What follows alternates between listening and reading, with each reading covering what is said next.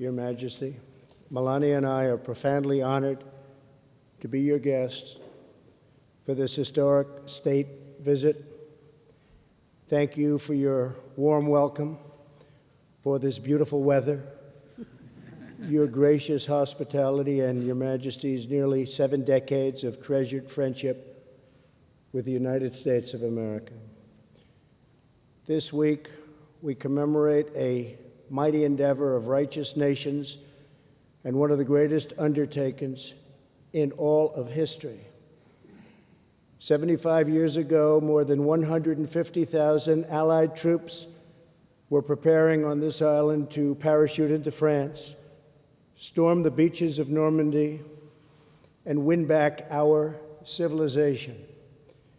As Her Majesty remembers, the British people had hoped and prayed and fought for this day for nearly 5 years. When Britain stood alone during the Blitz of 1940 and 1941, the Nazi war machine dropped thousands of bombs on this country and right on this magnificent city.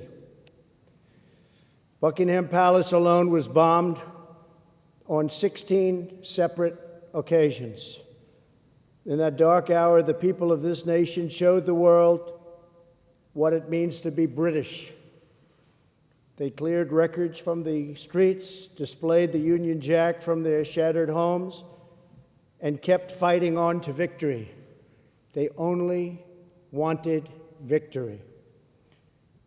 The courage of the United Kingdom's sons and daughters ensured that your destiny would always remain in your own hands.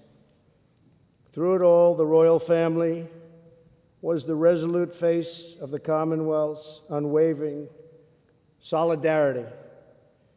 In April 1945, newspapers featured a picture of the Queen Mother visiting the women's branch of the Army, watching a young woman repair a military truck engine. That young mechanic was the future Queen, a great, great woman. Her Majesty inspired her compatriots in that fight to support the troops, defend her homeland, and defeat the enemy at all cost.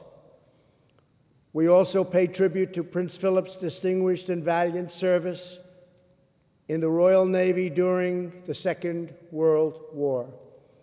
On D-Day, the Queen's beloved father, King George VI, delivered a stirring national address.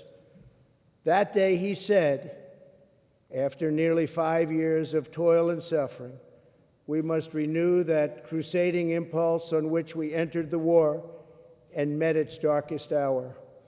Our fight is against evil and for a world in which goodness and honor may be the foundation of the life of men in every land. This evening, we thank God for the brave sons of the United Kingdom and the United States who defeated the Nazis and the Nazi regime and liberated millions from tyranny. The bond between our nations was forever sealed in that great crusade.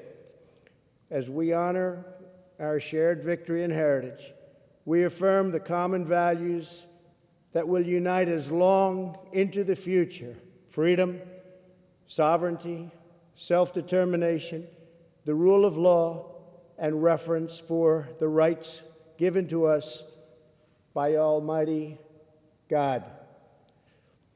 From the Second World War to today, Her Majesty has stood as a constant symbol of these priceless traditions.